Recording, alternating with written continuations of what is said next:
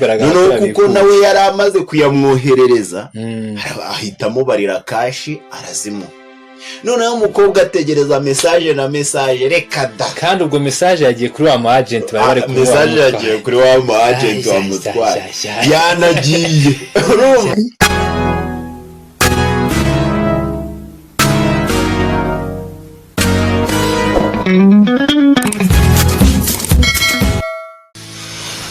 Yes, tubahaye ikaze kuri Be Mind Techs.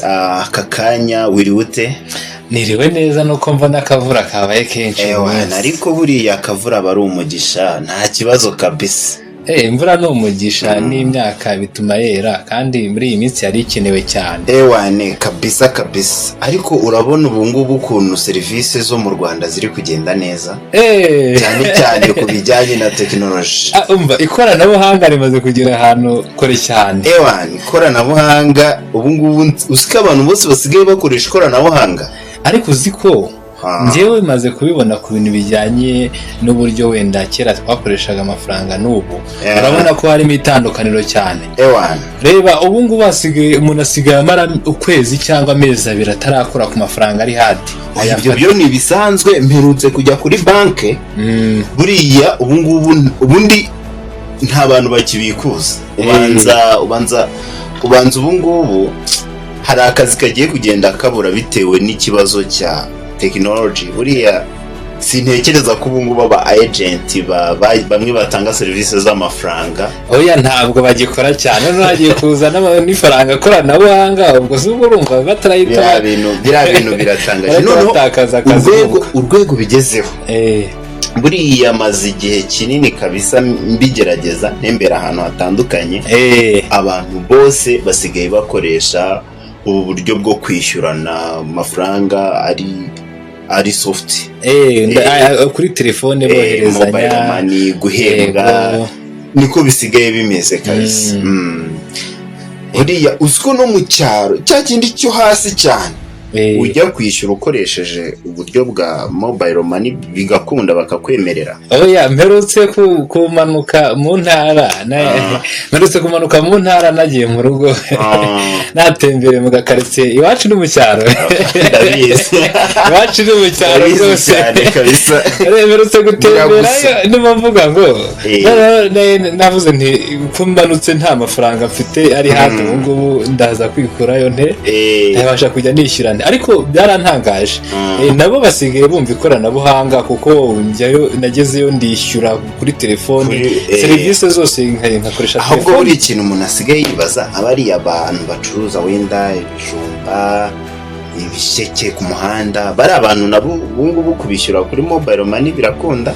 Hari ahantu ugera wagura nk'igisheke ukamubwira nti zana nimero nkwishyura uko abona ari guhaye nta kibazo rwose. Gusa abantu benshi batangiye kubimenya. Sibo gusa buriya maze kujya ahantu habiri muri uyu mujyi wa Kigali nishyura kuri telefone abantu bakanga bakatubwira ati bikuza uduhereza amafaranga. Hano mu mujyi wa Kigali cyane pe ngo impamvu naje kwimenya hadutse ubutubuzi bushyashya. Umuntu uragura nawe products wenda uguze nk'i laptop yawe ukamwishyura kuri mobile money.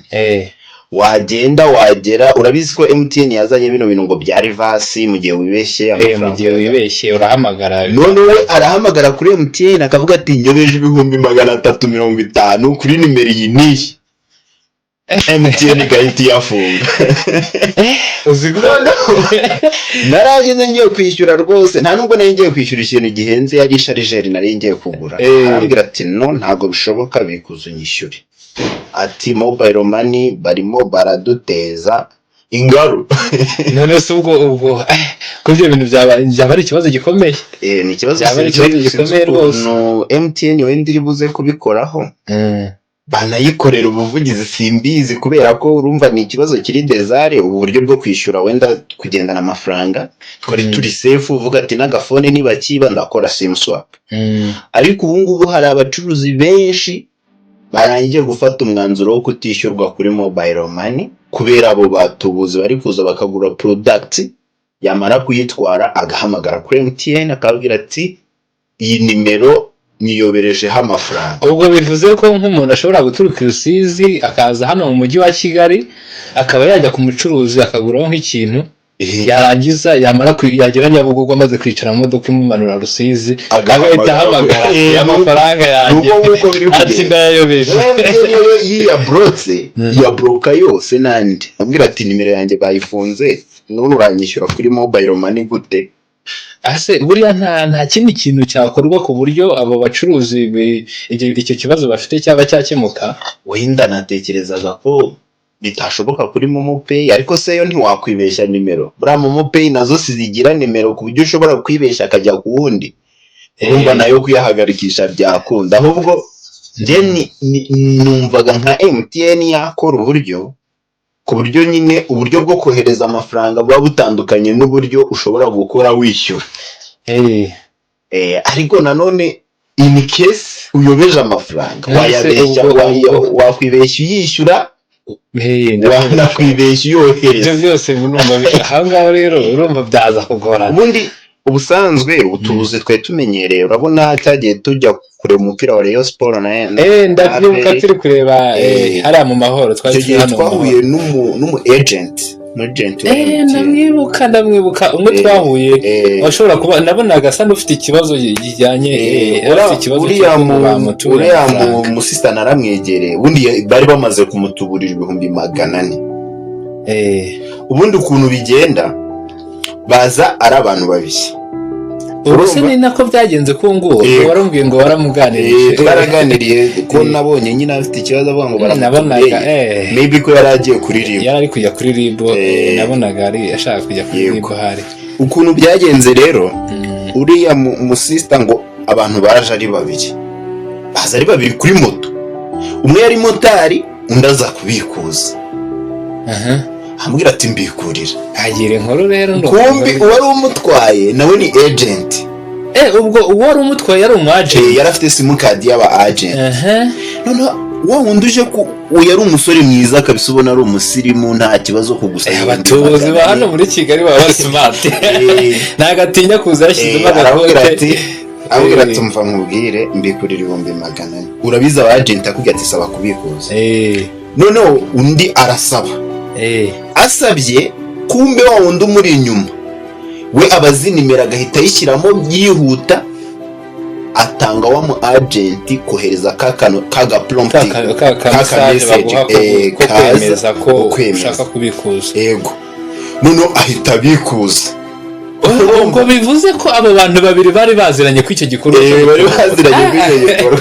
Abantu basigaye telefone gato undamwereka message ati sent via to agent, kandi kuko biba bigaragara kuko nawe yari amaze kuyamwoherereza ahitamo barira kashi arazimu. Noneho umukobwa ategereza message na message reka da, kandi ubwo message yagiye kuri wa mu agent bari kuri message yagiye kuri wa mu agent wa mutwara yanagiye. Noneho umukobwa bahamagaye kuri MTN ati mbikuriye umuntu, ati none amafaranga barayatwaye, ati ntago message. Baramubwira ati nta muntu wigeze ubikurira mu minota ishize. Agiye kuri RIB bati duhe nimero y'uwo muntu wabikuriye, asanga ntarayifite kuko nyine ubwo wa mu agent niwe wayibonye. Ba agent bari no muri risk. Urumva nk'iyo trick ubundi byabanje baza bakakwereka screenshot y'aka message kwa kundi yaba yarigeze akaba yabikuje hariya agakora screenshot agahita aziwawe akaba yakwereka. Ubu ngubu rero bahinduye ari kuza ari kumwe n'umu agent akagusaba kumubikurira, wa mu agent akagutanga kohereza ka message. Ariko uziko niyo mpamvu buri abantu benshi batuburiwe bano bacuruza ibintu bya mobile money bagiye batuburirwa. Akenshi iyo muganiriye arakubwira ngo abantu bantuburiye bari kuri moto. Banza niyo mpamvu. Yes, kuko umuntu uri kuri moto urumva we yagiye kuri moto itakata gatoya ntiwamufata pe. Kiretse wenda ari ahantu hari umuhanda muremure urombereje. Urumva rero ni nayo icyo kibazo. Ubu ngubu hari abacuruzi benshi batari kwemera iyo payment kubera ubwo butubuzi. None se nkibaza nta kuntu buriya MTN yabigenza ku buryo niba umuntu ahamagaye ngo amafaranga wenda yayayoboje hanyuma akajya habaho kumuhuza n'uwo mucuruzi bakamanza bakagira uburyo bajya mu kibazo cyabo bakumva kuko nimba ari ukuyayobya cyangwa nimba hari ikintu yaba yaraguze. Urumva uwatubuye we ntabwo yakwemera ko iyo communication ibaho. Kandi MTN ubu nshobora gutanga ikirego ngo nyobereje amafaranga telefone yanjye igahita izima. Ariko urumva aho niba ari 400 nimvuze ngo nyobereje wawe 400 ku mucuruzi biba bibyaye amafaranga menshi mu gihe gito. Turi kujyana ubwo bishatse kuvuga ngo kandi hari nandi ubwo yaba nasanzeho bana babana yes nandi nakoresheje bamaze kugeraho miliyoni ugasanga wenda babifungananye n'iyo miliyoni akamara igihe kinini adakora cyangwa se atarangura n'utundi tuntu. Yes, ahubwo nyine MTN yimenye ko zimwe muri serivisi mbi iri gutanga nukuba hari abantu bayobya amafaranga n'abatayayobeje ikabitari gushobora kubaca. Oya MTN igomba kurenganira abacuruzi igashaka uburyo iki kibazo gikemura kuko icyo kibazo kirakomeye cyane. Yes, twagendaga tudafite amafaranga kirakomeye tuzi ko dufite amafaranga biri safe ariko niba nshobora kujya muri restaurant imwe nkarya namara kurya bakambwira ati no dukeneye amafaranga ari hadi, urumva ko ya serivisi twari turi gushima dutangiye uvuga biko bya turayinenze ubwo abaje n'ikibazo rwose. Kandi buriya ntabwo urebye nyine ibyo bintu bijyanye no kwishyura na payment ni ikibazo kiri serious kuko ngewe umuntu yarakinsobanuriye wenda nari ngiye kumwishyura numva ni ikibazo kiri serious kubera ko biragoye no kumenya ukuntu ibyo bintu byakemuka. Ariko wenda abantu muri rusange buriya iyo abantu bahuye n'ikibazo bahuye na challenge bahita bashaka n'uburyo iyo challenge bashobora kuyikemuramo. Niyo mpamvu nyine nabo bafashe n'uwo mwanzuro nk'aba bacuruzi bahuye n'iyo challenge niyo mpamvu bahita bafata umwanzuro kuvuga ngo ntabwo tuzongera kwakira amafaranga kuri telefone. Urumva ni mu rwego rwo kwishakira ibisubizo mu bibazo baba bahuye nabyo. Ariko buriya nta kuntu badukorera tekinoloji yo gukozaho nka kuriya tuba dufite amafaranga kuri tap and go tukagenda tugakozaho tukagenda mu modoka hanyuma nawe akajya agakozaho ikarita. Ndumva ntabwo wajya uvuga ngo wibeshye gukozaho ikarita, wibeshye ukozaho ikarita utabishaka. Ubwo nyine niba bakwibye ikarita yawe tayari. Ariko ubwo biriya bintu byaba ari byo hari ukuntu bashobora gukora amakarita tukayahuza n'ama account yacu ya mobile money ku buryo wajya ugenda ugahaha ugakozaho ikarita nk'uko iyo turi ku ngendo tubigenza bitewe na product amafaranga akavaho bitewe na product waba bakayagushyira mu mashini wakozaho amafaranga akava. Ako kantu kaba ari sawa, ako kantu ziko kaba ari sawa, ako kantu kaba ari sawa abatekinisiye. Kandi wenda nubwo wenda dushobora kuba twatekereza ngo umuntu bamwibye ikarita byaba ikibazo bashobora no kuba banagira uko babigenza ku buryo wajya ukozaho ikarita hanyuma ukabona notification kuri telefone ugashyiramo umubare w'ibanga ukemeza hanyuma amafaranga. Iyo tekinoloji irakunda byakunda ndetse na cyane ahubwo ubuvugizi bubeho MTN dutabare ibintu byo kugendana amafaranga byari bimaze gucika. Bose turasaba MTN kugira ngo iki kintu kigeho ikibazo kigeho kuko iki kibazo ni ikibazo kiri serious. None ngewe hari umumere ejo twari turi kuvugana arambwira ati ubu ngiye nayo ngiye kurangura ibintu nari ngiye kurangura Dubai. Urumva umuntu nasize mugurishije laptop 600 ahita ahamagara kuri MTN ngarayayobeje barayafunga. Ubwo nawe yari yamaze no kwiyamaze hari yanagiye noneho we ahita ajya muri historique akora screenshot uwo muntu mbere yuko amwishyura babanje kuvugana kuri phone kuko yari kumuhereza iyo product ari delivery ari buyi delivering. Noneho ahita ahereza kuri MTN screenshot yuko uwo muntu babanje kuvugana kuko urabizi ubu kuri MTN yo wohereje umuntu amafaranga ntabwo bakwereka nimero zose, bakwereka nimero 3 zanyuma bakwereka imibare 3 yanyuma. None arangije amwereka ko ga screenshot akwereza kuri MTN arabwira ati se bamuhuza n'uwo muntu wa muntu ahita kupa ubwo yahise yumva ko bamuvumbuye none yakupye avase ndava Dubai nze kuburana ntari namara no gukora wenda icyanzanye kurangura. Urumva nabyo ni ikibazo, itike y'indege uba wakoresheje taranasoza ikibazo ngo niba twe tugeze kuri ya level n'aba bacuruzi bacuruza muri local area bacuruza mu dukaritiye, yego abantu bo twabishyura kuri telefone bigakunda, hajemo abo batubuzi nabo batangiye kudufata. Oya, iki kibazo kigomba gukemuka kugira ngo kitazateza ikindi kibazo cyo gutuma ahantu twaganaga nyine dusa n'abasubira inyuma, kuko urumva nimba mu ikoranabuhanga twari tugeze ku rwego rwo kuba rwose umuntu ataragendana amafaranga. Buriya uzi ko hari iyo banakwibaga telefone wumvaga nta kibazo cyane, kuko baba bavuga ngo amafaranga nari mfite kuri simukadi iyo njya guswapa ndongera nyabone, bitandukanye no kugendana amafaranga mu mufuka. Iyo ufite amafaranga mu mufuka bakayatwara, ubwo nyine abagiye. Ahubwo buriya nuko wenda hari ibintu nabonye mu bihugu byo hanze bo bagirana na account ziri offline, ku buryo nk'amafaranga ufite kuri banke uyashyira ku kantu kameze nka hard disk kari offline, akaba ariko ushobora kuyigendanira ku buryo nyine urabizi nk'umuntu amenya umubare wawe w'ibanga, ubu ngubu wenda biroroshye ko yakwiba, biba byoroshye ko kuriya boss aba agihemba amafaranga tugiye transfera ku ga hard disk kawe. Siko byo bintu, ariko ntekereza yuko buriya iyo bamara kuzifaranga ikoranabuhanga nabo ba technology bazakatuzanira karako ntabwo kabura. Urabona ubu ngubu ibintu bya cryptography bya cryptocurrency biri kugenda bitera imbere. Nabonye mu makaminuza amasegonderi bari kwiga ibintu bya blockchain, bari kubyiga cyane, aho bishobora no kuzakemura iki kibazo cyo kuba wakwibeshya, kuko ho ntabwo bigira reverse. Transaction ni transaction bikaba birarangiye. Ariko wenda tunasoza buriya ikintu ngiye nashishikariza abacuruzi ni babe maso ariko banatwihanganire. Akantu ko kugendana amafaranga kare kamaze kutuzonga, sibyo? Byari bituzonze.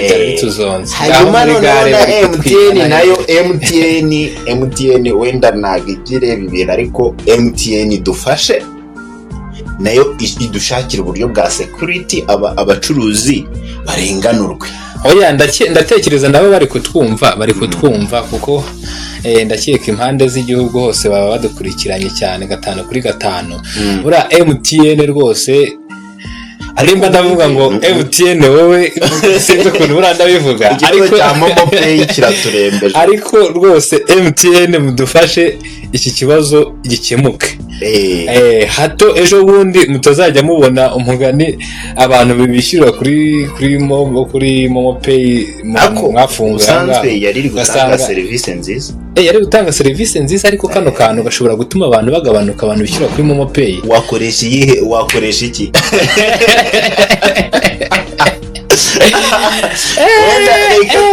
Ariko buriya reka tureke kuvuga ibindi, reka tureke kuvuga wenda izindi sosiyete, kubera ko uyu munsi twaje kudeklarara ikibazo cya MTN. Ariko 90% by'abantu bahembwa bahuje na banke, ndumva kenshi baba bakoresha mobile money, nubwo kandi nyine ubona ko service yagendaga neza. Oya, ni nayo mpamvu ariyo turi kuvuga iyo MTN, nuko nyine nisanzwe duha iyo service kandi ikaduha service inoze. Ariko ko kantu nyine ndizera ko wenda byibura nako bagiye kukigaho bakagakemura, hanyuma tukajya tubona service inoze kandi nayo mafaranga nyine ntihabeho kuba twayagenderana mu ntoki. Ko service zo kubikuza ziri kugabanuka, service zo kubikuza amafaranga ku ba agent, abantu turi gukora ubu agent tubihindure gute? ubwo bishatse kuvuga ngo abantu nyine bakora akazi ku ba agent bisa naho bagiye kusa n'ababura imirimo. Ubundi aka kazi kabo kari kube expire. Ariko wenda buriya nko mu kiganiro cy'ubutaha tuzaganira ku ngaruka z'ikoranabuhanga, turebe ziranumvikana harimo kubura akazi, kuko urabona niba wenda oya tuvugisha ukuri, uheruka kubikuza ryari?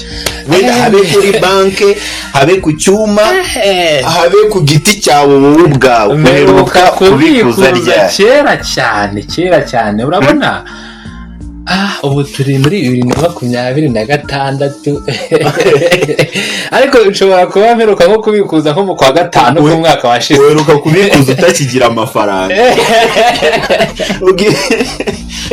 kuko ubu ngubu kubikuza bikubiye gake kuko muri transportation urabona abamotari kubishyura nta kibazo, mu maresitora, kandi noneho ugasanga serivisi ntago ziri kugenda nabi, kwishyura byari bimeze neza, ariko nyine buriya abatubuzi bo iyo gahunda iri kuba nabo bacyaza ubwenge, bo bari kwiga imitwe bavuga ati none ko twishyura gutya twebwe tuzatubura gute. None se wagize ngo nk'ubu hari abandi nabo beze muri iyi minsi ubu ntahoze nakira message z'abantu bambwira ngo aya mafaranga ngo ya mafaranga yanjye ngo yankire ngo kuri iyi nimero ngo ibaruyeho kanaka, ubwo se akagutuburira nyine urumva we ubundi abatekereza ko byibura uko biri kose ashobora kuba hari nk'umuntu ufitiye amafaranga kandi ugomba kuyahereza, ategereje ko bimurira akahita akubwira ngo aya mafaranga yashyire kuri iyi nimero, kugira ngo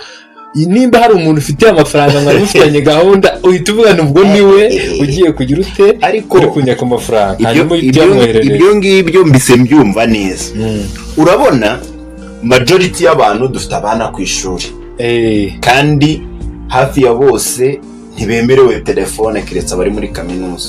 Nese ubu nagiye gutekereza ko ari wa musore waje kunyaka amafaranga kuko nawe twari twavuganye na mu gitondo arambwira ko akeneye ka cyayi ati y'amafaranga yacirire kuri iyi nimero. Ubwo nagiye gutekereza ko ari uke uyashaka, ariko nyuma nza gutekereza ndangije nayihamagaye iyo nimero nsanga irahuze cyane, buriya bigaragara yuko nyine aba niko kazi iyo nimero ibikora. Iyo trick irakora kuko nyine urabizi ko ubutubuzi bwo bwafashe intera aho baguhamagara bakakuganiriza ati tuyobeje amafaranga, wenda ibyo ni by'abantu benshi twe tumaze abantu bari bamaze kubimenya, ubu bari guhindura trick kuko akenshi bajyaga baguhamagaza na Tigo ugasanga guhamagaje indi sosiyete, yamara kuguhamagara akakubwira ati turi abakozi bo muri MTN, hari umuntu uyobeje amafaranga. Nyine izo trick z'abantu abantu baramaze kuzimenya, ariko urumva nk'umucuruzi we kuba umukiriya kwinjiriye akakubwira ati ndashaka iriya telefone umpe n'iriya televiziyo, wamara kubipakeginga ukabyohereza akakwishyura amafaranga akakugeraho ukayabona, we yarangiza noneho agahita agenda akajya kuri MTN akabwira ati nyobeje amafaranga. Ubu biranoroshye aranahamagara kuri MTN. Urumva MTN iyo ikintu ivuga iravuga ati umukiriya wacu baramwambuye, igahita iyafunga batarayagira ute batarayabikuza cyangwa ngo bayohereze. Noneho urumva wowe nk'umucuruzi hari ibintu bibiri bikubaho, hari uguhomba amafaranga yawe, hari no gutuma amafaranga yandi wari ufite utayakoresha, noneho hari no kugukerereza kurangura. umuntu bagufungiye, none se amafaranga yari kuri telefone bagufungiye akazi.